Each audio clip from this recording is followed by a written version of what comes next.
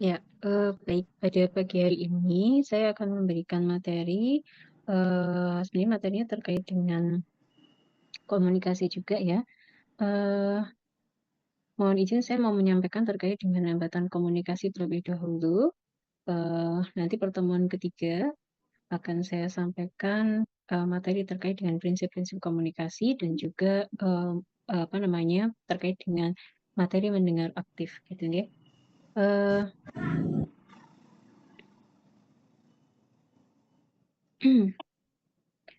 Baik. Eee, Sebelum kita mulai untuk perkuliahan, maka saya akan memberikan informasi bahwa untuk minggu depan kita akan mengadakan kuliahnya secara online, baik, yang kuliah hari Senin, Selasa, Rabu, dan Jumat gitu ya.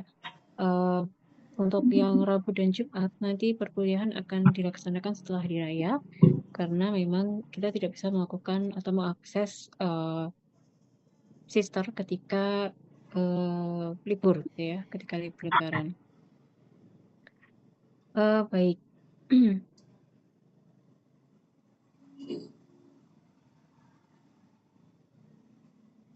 Ya, saya akan mulai terlebih dahulu dengan, definisi dari hambatan dari komunikasi. Kemarin adik-adik sudah belajar terkait dengan istilah, apa, komunikasi itu apa. Jadi kalau kemarin kita sudah mempelajari bahwa, ketika kita melakukan komunikasi ada sebuah proses transfer, informasi, transfer ilmu, dari yang memberikan pesan atau dari komunikator kepada yang menerima pesan atau komunikannya.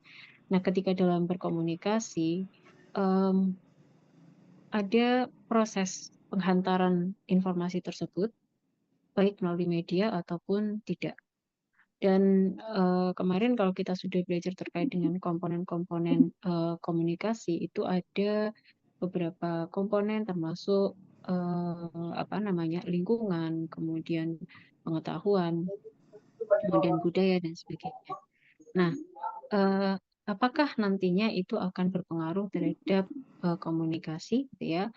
Ya, jadi, selain komunikator dan komunikan, ada konteks ya, konteks yang, eee termasuk proses decoding encoding yang kemudian bisa menyebabkan, hambatan komunikasi. Kita, eee, belajar dulu definisi dari hambatan komunikasi itu apa. Jadi kalau kemarin itu kan adalah apa namanya, komunikasi itu adalah transfer informasi. Nah, di setiap, proses, transfer tadi bisa jadi akan menimbulkan banyak, apa namanya, ada beberapa hambatan yang menyebabkan adanya gangguan gitu ya, gangguan penerimaan pesan atau penyampaian pesan itu sendiri. Jadi yang disebut sebagai hambatan komunikasi adalah segala bentuk ya, semua bentuk gangguan, gangguan apa aja ya. Kalau kemarin kita sempat singgung ada gangguan fisik, gangguan psikologis dan sebagainya. Jadi semua bentuk gangguan yang kemudian terjadi dalam proses komunikasi atau dalam proses penyampaian pesan itu sendiri, baik itu yang berasal dari, pemberi pesannya, penerima pesannya, atau dalam prosesnya itu sendiri. Nah, eee, ketika ada hambatan, maka akan ada, apa namanya, gangguan ataupun, apa namanya, transfer dari informasi yang, tidak baik gitu ya, kurang jelas, kurang dimengerti dan sebagainya.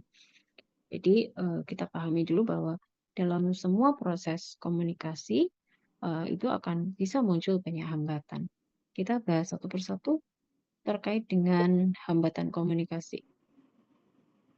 Karena kita sudah belajar ya, jadi terkait dengan hambatan fisik. Jadi hambatan fisik ini yang, eee, bisa terlihat, bisa dirasakan, bisa diraba gitu ya. Jadi, eee, hambatan fisik itu bisa dari komunikatornya, bisa dari komunikannya, bisa dari lingkungan sekitarnya, atau yang berhubungan dengan, alat komunikasinya, gitu ya. Nah, contohnya apa saja yang terkait dengan hambatan fisik? Suara, gitu ya. Suara yang bising, suara yang pelan, itu juga akan berpengaruh. Jadi kalau misalkan komunikator itu ngomongnya terlalu pelan, gitu ya, maka yang, apa namanya, yang disampaikan bisa jadi tidak terdengar dengan jelas. jelas. Begitu juga ketika suara di sekitar komunikan atau komunikator itu terlalu bising. Jadi suara yang terlalu ribut, crowded, ya kayak kemarin kita sudah berikan contoh seperti halnya ketika kita berbicara di ruangan yang sangat ramai atau di tengah di dekat dengan jalan raya itu juga akan bisa mengganggu. Sebenarnya yang disampaikan bisa jadi tidak sama dengan yang diterima atau kebalikannya. Ya karena terlalu bising, terlalu banyak ada pengotor dari suara tersebut. Kemudian hambatan fisik selanjutnya adalah jarak. Jarak antara komunikator dengan komunikan. Mungkin kalau jaraknya yang terlalu lebar gitu ya, terlalu jauh, maka ya akan menyebabkan terjadinya gangguan penyampaian dari pesan itu sendiri. Nah, ketika jaraknya terlalu jauh, kita bisa menggunakan salah satu media, gitu ya, media yang membantu untuk komunikasi, misalkan telepon dan sebagainya. Hanya saja, kalau dalam komunikasi langsung, jarak antara komunikator yang cukup jauh dengan komunikan itu eh, tidak bisa ya harus dilakukan secara langsung ya, saling mendekat gitu ya. Jadi biasanya kalau kita pengen berbicara yang lebih intens itu harus lebih dekat, jaraknya tuh nyaman untuk berbicara, tidak terlalu keras juga tidak terlalu uh, pelan jadinya ya pembicaraannya. Kemudian ada gangguan visual. Gangguan visual itu sebentar ya.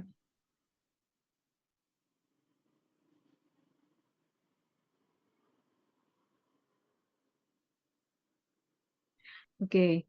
Kemudian ada gangguan visual. Jadi gangguan visual itu yang berupa yang bisa terlihat ya, bisa dari pencahayaan, misalkan kalau kita harus membaca pesan teks di ruangan yang terlalu gelap, ya kita tidak akan bisa membaca dengan baik gitu ya. Kemudian jarak pandang, sekat ya, sekat ini kayak kemarin kita pernah berada di masa COVID gitu ya, di mana eh, kita menggunakan sekat untuk mengurangi paparan terhadap percikan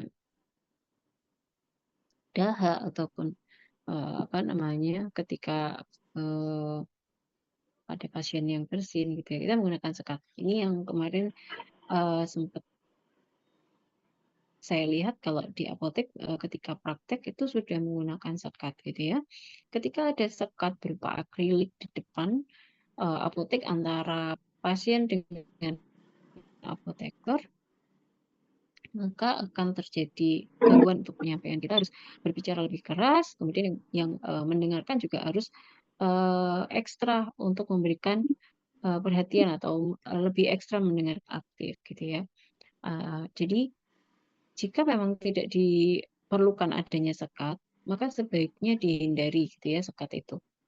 Atau jika memang harus ada sekat seperti halnya kemarin ketika ada COVID, maka harus ada tools lain atau alat lain yang bisa dipakai untuk berbicara. Jadi misalkan menyediakan mikrofon gitu ya, mikrofon ataupun speaker di dua tempat, baik di tempat pasien ataupun di tempatnya apoteker gitu ya. Kemudian gangguan sinyal komunikasi.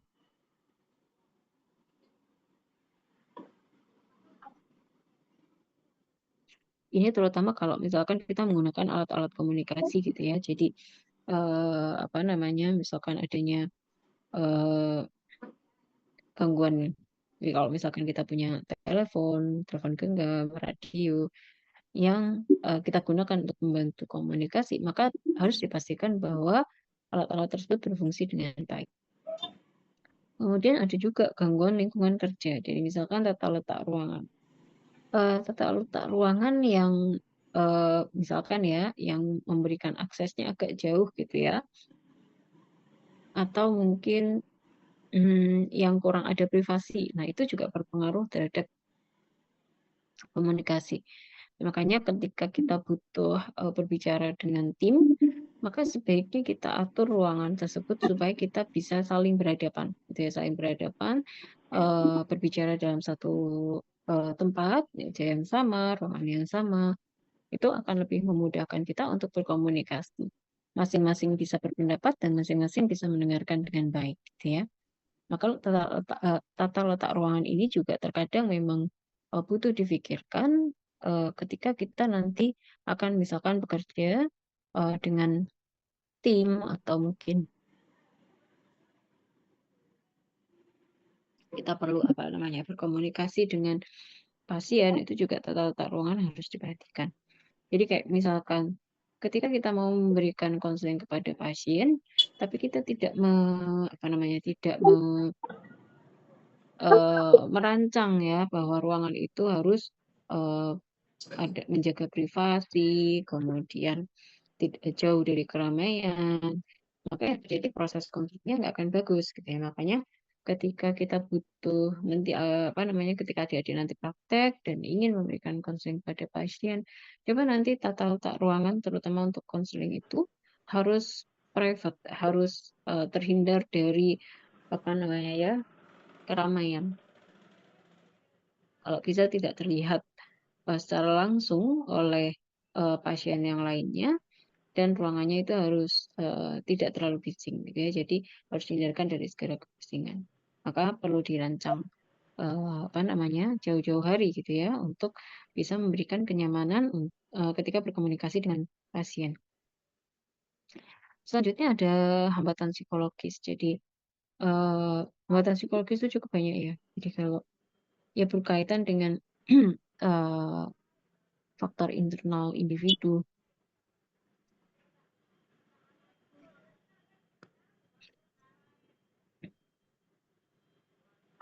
Jadi misalkan eh, adanya emosi, kemudian stres, kecemasan, rasa takut, prasangka dan stereotip, kemudian kurang percaya diri, adanya jarak psikologis atau kedekatan yang mungkin kurang ya antara komunikator dengan komunikan, itu juga akan mengganggu sekali gitu ya.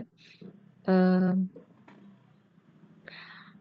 kalau apa namanya komunikasi emosi yang tidak stabil itu sangat mengganggu gitu ya proses komunikasi yang baik. Jadi kayak eh, apa ya seseorang yang sedang diliputi emosi itu tidak akan bisa berpikir dengan jernih gitu ya. Makanya ketika kemudian seseorang itu sedang marah gitu ya, sedang memiliki emosi yang sedang tidak baik, moodnya sedang tidak baik, maka sebaiknya memang cooling down dulu, diam dulu, mengendapkan semua perasaan, berpikir ulang untuk bisa menjernihkan pikiran, baru kemudian berkomunikasi dengan orang.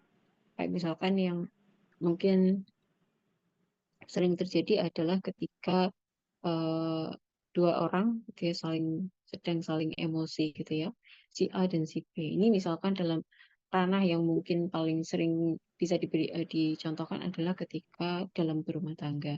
Misalkan suami dan istri saling apa namanya ya, saling emosi misalkan ya, maka ini yang terjadi komunikasinya nggak akan sehat gitu ya. Bisa keduanya ketika berkomunikasi itu bisa saling menyakiti, bisa salah interpretasi nantinya atau salah salah memahami. Padahal sebenarnya ketika kemudian emosinya itu sudah stabil, sudah bisa di handle, sudah bisa apa namanya lebih stabil, maka komunikasi itu akan menjadi lebih baik. Solusi akan bisa diciptakan gitu ya. Maka sebaiknya eh, ini juga nanti berlaku buat ketika adik-adik itu sedang harus apa namanya memberikan konseling kepada pasien sementara gitu ya dalam kondisi emosi yang tidak stabil, maka bisa off dulu. Off dulu itu maksudnya biar bisa rehat sebentar, menetralisir segala rasa emosi yang tadi dirasakan, baru kemudian bisa berinteraksi dengan pasien lebih baik. Gitu ya. Kemudian ada stres dan kecemasan. Stres dan kecemasan yang berlebihan pada seseorang itu terutama dalam konteks di mana orang tersebut memiliki banyak masalah atau banyak banyak hal yang dia pikirkan yang kemudian memicu terjadinya stres dan kecemasan, dia akan menyebabkan penurunan konsentrasi ya, penurunan konsentrasi. Ketika seseorang udah nggak konsentrasi, dia tidak akan bisa mendengarkan aktif. Ketika tidak bisa mendengar aktif, maka yang terjadi adalah proses komunikasi itu menjadi apa namanya tidak baik, gitu ya. Kemudian yang ketiga prasangka dan stereotip. Jadi ketika kita sudah punya prasangka negatif dengan lawan bicara kita, maka yang akan kita terima, yang akan kita pahami justru eh, makna negatifnya atau hal-hal negatifnya. Atau bisa jadi ya kita tadi bisa salah paham terkait dengan apa yang karena kita udah punya persepsi negatif itu sendiri kan. Makanya sebaiknya terkait dengan kondisi ini seseorang harus menyingkirkan segala persepsi negatif dulu. Netralkan semuanya perasaan, jadi tidak ada prasangka dan stereotip negatif pada orang lain. Selanjutnya adalah kurang percaya diri. Jadi, nah ini yang paling sering kita hadapi ya, termasuk mungkin saya. Ketika kemudian kurang percaya diri, maka komunikasi itu menjadi tidak efektif gitu ya. Why gitu ya, kurang percaya diri biasanya menyebabkan kita merasa kesulitan untuk menyampaikan pendapat dengan jelas. Padahal sebenarnya pendapat yang kita sampaikan tadi benar misalkan ya, tapi karena kita kurang percaya diri, akhirnya yang terjadi pendapat yang kita sampaikan itu belibet gitu ya, sehingga tidak bisa ditangkap dengan jelas oleh penerima pesan. Kemudian tingkat perhatian yang rendah. Ya, jadi ini sebenarnya karena berkaitan dengan kurangnya fokus dari apa namanya penerima pesan, gitu ya. Kurang fokus, kurang perhatian, kurang atensi. Nah, kurang fokus ini bisa disebabkan oleh banyak hal, gitu ya. Salah satunya tadi ya adanya kecemasan atau adanya stres yang sedang dialami, atau bisa jadi kurangnya fokus ini disebabkan karena adanya gangguan dari sistem saraf gitu ya. Kayak misalkan orang-orang yang didiagnosis mengalami ADHD ataupun autisme itu biasanya menunjukkan kondisi di mana dia kurang fokus dengan lingkungan sekitar. Untuk orang-orang dengan autisme biasanya dia akan fokus hanya pada sesuatu yang dia sukai, tapi dia kurang fokus ketika berkaitan dengan lingkungan sekitarnya. Nah, itu yang kemudian mengajak seseorang yang memiliki gangguan fokus seperti autisme atau ADHD itu perlu trik khusus gitu ya. Jadi misalkan kalau masih anak-anak gitu ya, masih anak-anak biasanya kita memang harus melatih fokusnya. Jadi apa namanya menggunakan cara kayak misalkan seperti ini. Jadi kalau kalau anak-anak itu mengalami autisme, biasanya kan dia apa namanya asik dengan dunianya sendiri. Jadi dia nggak punya fokus atau awareness dengan lingkungan sekitarnya. Maka bisa dilakukan dengan cara memanggil nama tersebut ataupun eh, mengajak kontak mata. Jadi memang perlu dilatih, mengajak anak tersebut kontak mata. Si ibu atau ayah ataupun keluarga yang lain itu berusaha untuk supaya anak itu bisa kontak mata dengan orang yang mengajak bicara. Sehingga ketika dia sudah kontak mata, maka dia akan eh, apa namanya akan mulai ada fokus di situ, meskipun dia tidak terlalu lama nanti fokusnya. Ya, jadi eh, kurang fokus ini ya tadi ya salah satunya bisa karena kondisi memang psikologisnya atau memang terkait dengan kondisi eh, sistem saraf yang ada di apa namanya pada orang tersebut. Kemudian adanya jarak atau kedekatan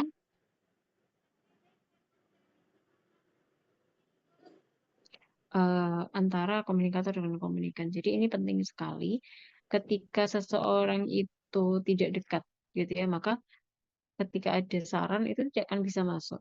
Jadi di konteksnya adik-adik nanti ketika harus berkomunikasi dengan pasien, maka perlu sekali sebuah upaya untuk bisa membangun kedekatan, terutama ketika mau memberikan konseling, edukasi terkait dengan obat, gitu ya, atau kepatuhan dari pasien, itu perlu sekali membangun kedekatan dengan pasien. Jadi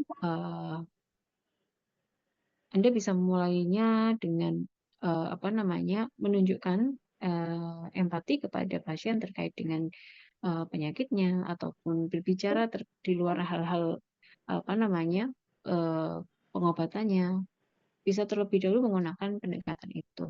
Baru setelah pasien merasa percaya, maka kita bisa masuk memberikan edukasi terkait dengan edukasi yang dibutuhkan oleh pasien tadi. Jadi meskipun nanti ketika kita praktek, adik-adik praktek sebagai seorang farmasis, nggak dekat dengan pasien, itu nggak apa-apa, tapi harus mulai membangun kedekatan dengan berbicara yang santun, mendengarkan aktif, dan sebagainya, maka kemungkinan untuk bisa membangun kedekatan dengan pasien itu sangat besar.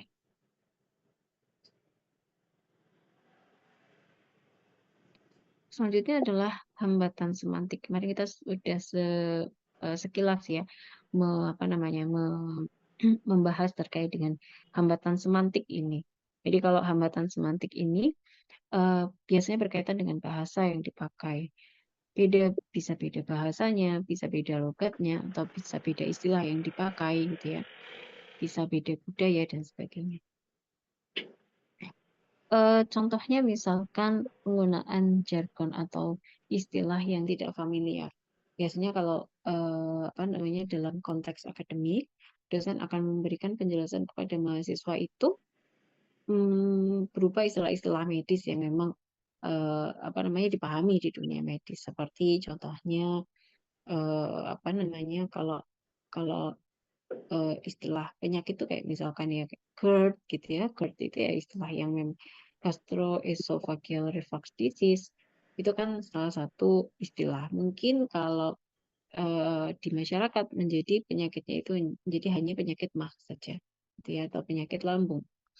Nah, tapi kalau di istilah medis itu kan penyakit lambung tidak hanya GERD, tapi ada peptic ulcer, ada GERD, kemudian ada gastritis dan sebagainya.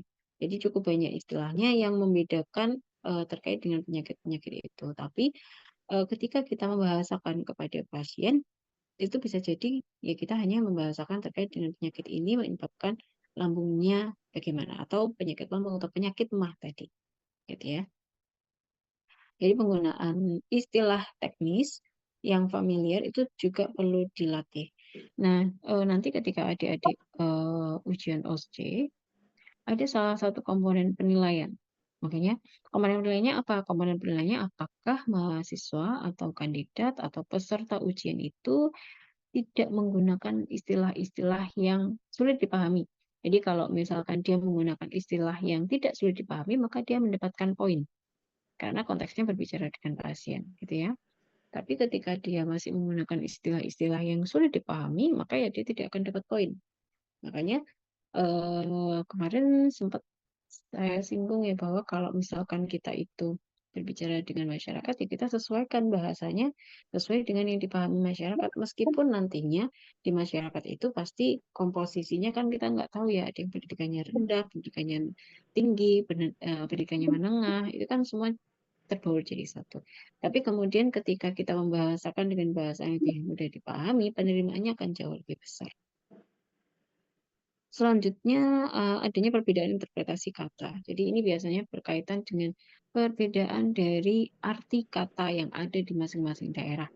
Jadi ya, misalkan kayak mangga, ya mangga, kalau mangga itu kan bahasa Indonesia buah gitu ya, tapi kalau mangga dalam bahasa Sunda itu silakan. Atau bisa gitu ya, bisa itu kan bisa bisa ular ya, ular yang berbisa, atau bisa itu dia dapat melakukan. Jadi itu ada kalimat yang memang punya arti yang berbeda.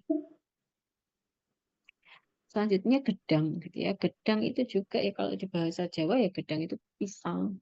Tapi kalau di Sunda gedang itu apa ya? Jadi memang eh, banyak banyak sekali masalah-masalah terkait dengan eh, semantik atau perbedaan bahasa ini. Apalagi di Indonesia kita terdiri dari ribuan pulau, dari ratusan bahasa gitu ya, yang bisa jadi artinya berbeda-beda.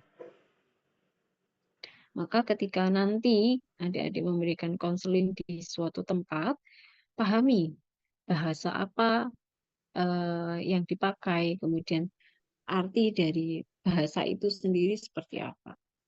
Ini saya dulu pas kuliah itu ada apa namanya, saya kan orang Jawa Tengah gitu ya.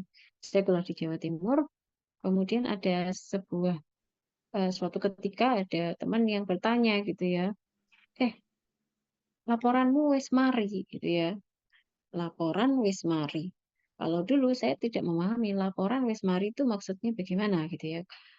Eee, Namun setelah saya tanya, laporanmu wis mari berarti artinya wis mari itu sudah selesai. Kalau kalau di Jawa Tengah kan nyebutnya bukan mari, tapi eee, laporanmu wis rampung gitu ya, sudah selesai, rampung itu selesai. Ada lagi kata, tilii gitu ya. Nah, dulu, saya pernah bertanya sama teman-teman, "Eh, Kak, nilii si A," gitu kan, "areke loro," gitu ya, anaknya tuh sakit. Nah, terus, ketika saya bilang tilii tersebut, teman saya bilang, "Lah kok nilii wong loro iki piye nih?" Karena kan, apa namanya, ternyata di, Jawa Timur nilii itu ada suatu daerah yang menyatakan bahwa nilii itu artinya adalah mencicipi, gitu ya. Jadi agak sedikit tilii yang kalau di bahasa Jawa Tengah itu adalah menjenguk, tapi di Jawa Timur nilii itu adalah mencicipi. Ya karena memang akhirnya, lama-kelamaan sering dengar ya berarti sudah, paham, sudah maklum. Jadi itu ya, makanya kalau ada peribahasa di mana bumi dipijak, di situ langit dijunjung ya, salah satunya mungkin terkait dengan ini, terkait dengan bahasanya, terkait dengan norma, terkait dengan budaya dan sebagainya, gitu ya. Kemudian ada kesalahan dalam penyusunan kalimat yang kemudian menyebabkan kalimat tersebut, salah diartikan atau memiliki makna yang ambigu. Yang ambigu itu yang, ini makna yang mana yang dimaksud gitu ya, karena mungkin kalimatnya bisa memiliki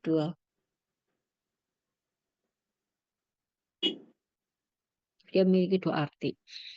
Eee, Kemudian bahasa yang terlalu formal atau informal. Jadi untuk pemilihan bahasa itu juga perlu diperhatikan bahwa ketika berbicara dengan orang-orang yang dihormati, yang lebih tua, kemudian yang apa namanya, yang dihormati gitu ya, maka kita, eee, bisa menggunakan bahasa yang formal, ya. Tapi kalau misalkan kepada teman, kepada sahabat, pada orang-orang yang memang sudah akrab, maka bisa menggunakan, bahasa yang informal. Jadi disesuaikan lagi. Jadi kalau misalkan ngomongnya sama Pak Lurah ya mungkin jangan, eee gue lu gitu ya kalau sama Pak Lurah.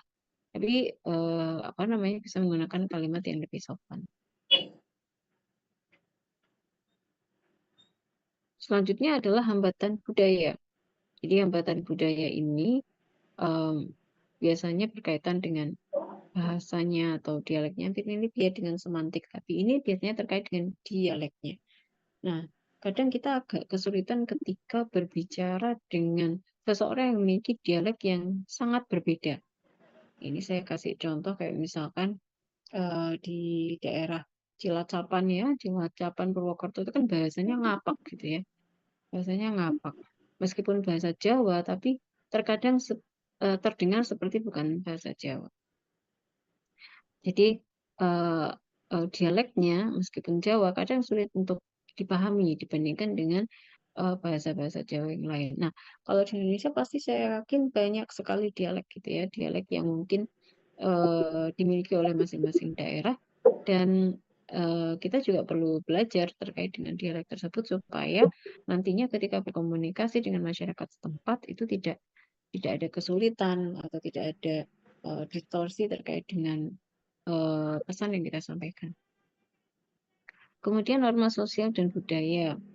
Ini, kita biasanya berkaitan dengan etika, ya, etika dan yang dijunjung di situ. Kayak misalkan ada tempat-tempat atau daerah-daerah yang menabuhkan ketika memegang kepala gitu ya, tapi ada juga yang tidak. Jadi norma sosial di sini adalah terkait dengan etika ataupun, norma yang dijalankan di masyarakat tersebut. Kemudian ada perbedaan nilai dan keyakinan. Nah, maksudnya gimana perbedaan nilai dan keyakinan? Jadi ada perbedaan pandangan hidup antara satu orang dengan orang yang lain atau antara komunikator dengan komunikannya. Nah, ini kemarin kita bahas juga ya. Jadi nilai atau pandangan hidup itu agak sulit ya untuk ini ya, diubah. Contoh misalkan itu mungkin yang lagi viral atau lagi sering kita hadapi adalah orang-orang yang anti vaksin, ya.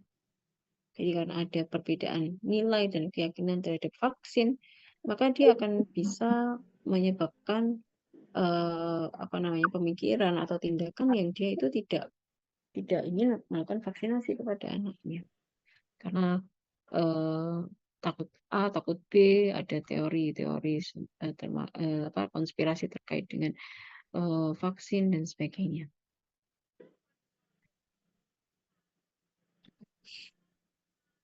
Nah, di tahun mungkin dari tahun 2025 sampai 2026 awal itu kan kemarin banyak kasus ya, banyak kasus campak yang sampai dengan KLB gitu ya.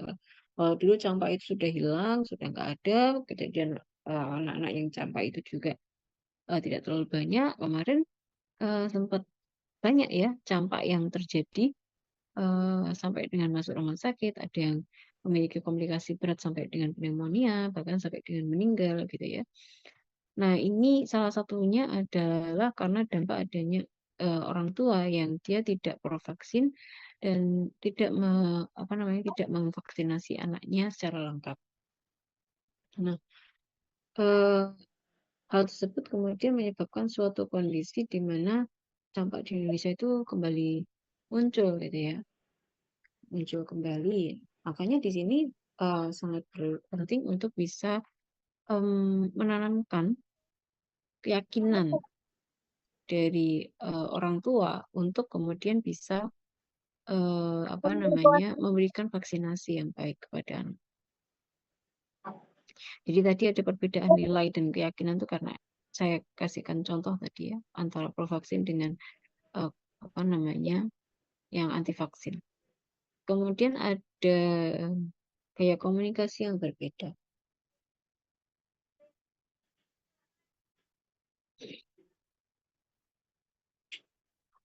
Jadi kalau kita lihat di sini,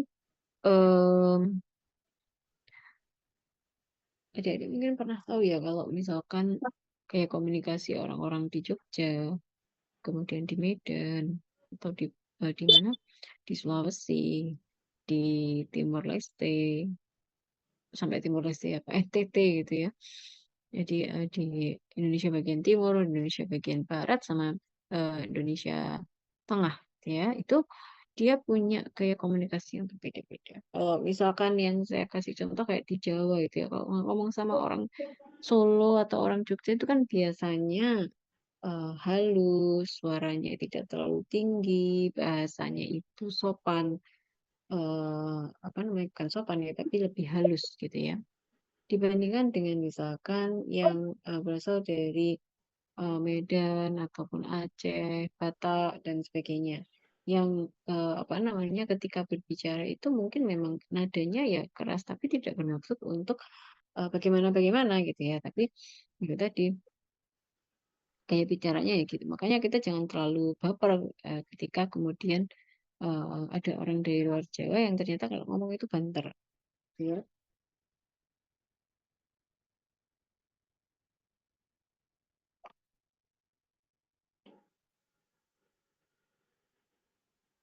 Selanjutnya ada hambatan organisasi. Hambatan organisasi ini terjadi biasanya ya di lingkungan kerja, bisa juga di lingkungan kalau adik-adik ya organisasi kayak semacam apa namanya KM, BEM, MP, MPM ya, yang pokoknya organisasi kemahasiswaan gitu ya. Ini biasanya dikaitkan sama birokrasi yang terlalu berbelit, kemudian adanya hierarki yang terlalu strict gitu ya, serta adanya sistem komunikasi yang kurang efektif. Nah, itu beberapa hambatan yang mungkin sering terjadi di organisasi. Eh, Mungkin kita bahas satu persatu nih, jadi kayak misalkan hierarki yang berlebihan. Jadi kadang kita itu tidak pernah bisa langsung menyampaikan apa namanya keluhan, kritikan itu langsung kepada pimpinan teratas misalkan ya. Tapi kita baru apa namanya kita diminta untuk apa namanya menyampaikan dari apa namanya dari level bawah, kemudian level bawah menyampaikan ke level tengah ke level paling atas. Sebenarnya baik ya supaya apa namanya tidak terjadi kegaduhan di situ. Cuman bisa jadi ketika menyampaikan orang yang menyampaikan kepada masing-masing divisi tadi berbeda ungkapan ataupun kalimat yang dipilih sehingga bisa menyebabkan terjadinya apa namanya gangguan ataupun kesalahpahaman bisa jadi seperti itu. Jadi kalau hierarkinya terlalu kaku, birokrasinya terlalu berbelit-belit, ya akan tidak efektif komunikasinya. Kemudian kurang koordinasi. Ini paling sering ya, kurang koordinasi kalau misalkan kita kerja tim atau misalkan adik-adik di BEM gitu ya, atau di LK apa LKM apa namanya eh,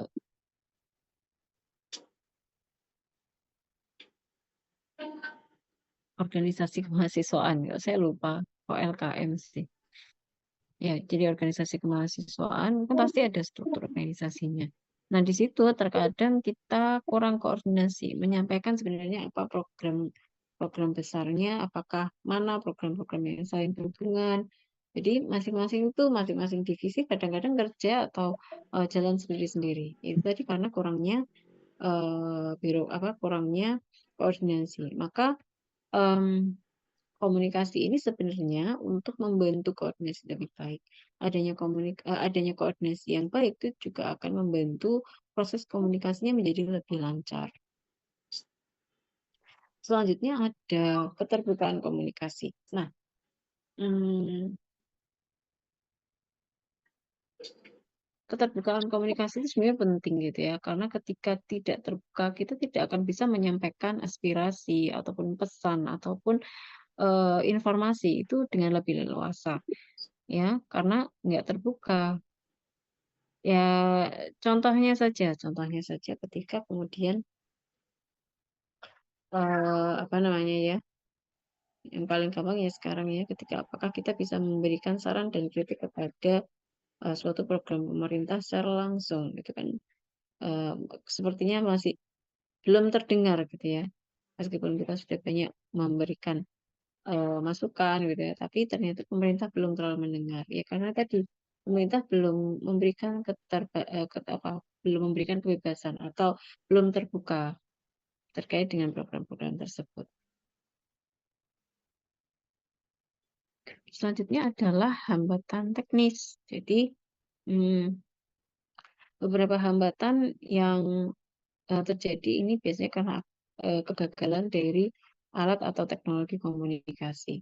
Bisa dari jaringan internetnya, bisa dari perangkat komunikasinya yang rusak, ataupun keterbatasan dari teknologi yang digunakan.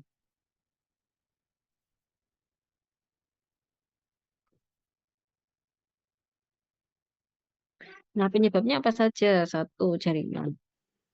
Kalau zaman dulu, zaman KKN, ya nggak tahu kalau sekarang ya. Kalau zaman dulu itu biasanya anak-anak kalau mau telepon, mau WA dosennya, itu biasanya mereka harus mencari tempat yang lapang, yang luas. Kayak misalkan di tengah rawa untuk mendapatkan sinyal internet atau jaringan internet. Nah, kalau misalkan nggak stabil, kadang pas waktu kita Zoom gitu ya, anak-anak yang di tempat KKN itu biasanya sering hilang, timbul gitu ya.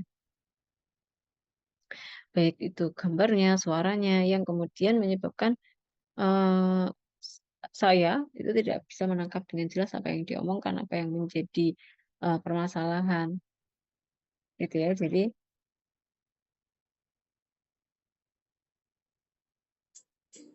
di era modern ini sebenarnya jaringan internet yang paling krusial. Ya, kalau kemarin ada istilahnya bahwa ketika ada perang geopolitik yang sedang memanas ini, itu kan kemarin salah satu yang ditakutkan adalah listrik dan internet yang mati gitu ya. Nah,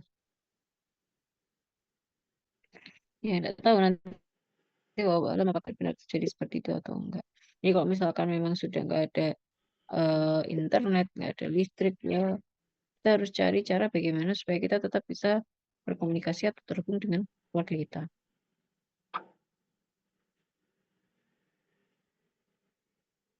Selanjutnya adalah kerusakan perangkat komunikasi. Jadi dari perangkatnya sendiri yang rusak, maka ya akan mengganggu gitu ya. Misalkan teleponnya sering jatuh gitu ya, kemudian merusak dari speakernya. Maka ya nanti ketika kita menggunakan telepon tersebut bisa jadi ada distorsi dari informasi yang disampaikan ya, karena tadi HP-nya sendiri itu nggak bisa menangkap pesan dengan sempurna ya. Kemudian ada kompatibilitas teknologi yang berbeda. Nah, dalam beberapa kasus sistem komunikasi yang berbeda itu eh, apa namanya akan menyebabkan gangguan terhadap penyampaian informasi. Kayak misalkan kalau zaman dulu itu kan belum di zaman COVID gitu ya, kita belum familiar sama yang namanya Zoom meeting gitu ya. Tapi setelah ada COVID ya Zoom meeting itu seperti makanan setiap hari. Cuman kan tidak apa ya, tidak berlangsung lama gitu ya.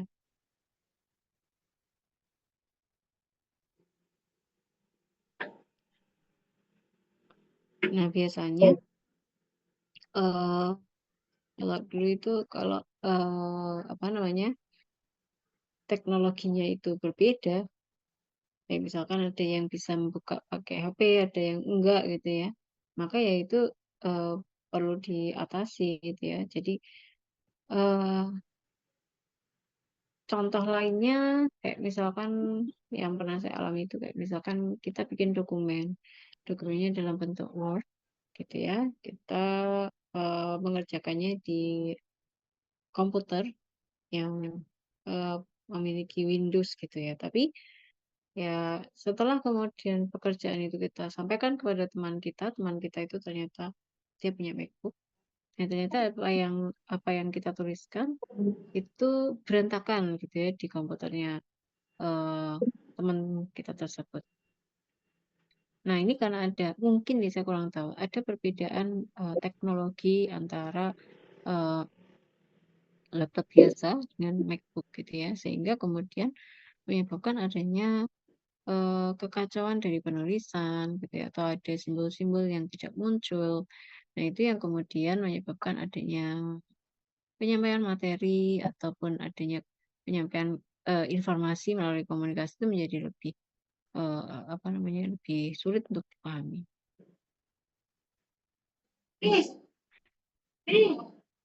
Kemudian yang terakhir adalah keterbatasan akses teknologi gitu ya. Jadi kalau kita lihat selama Indonesia merdeka sudah 88 tahun ya kemungkinannya itu kita masih lihat banyak daerah-daerah terpencil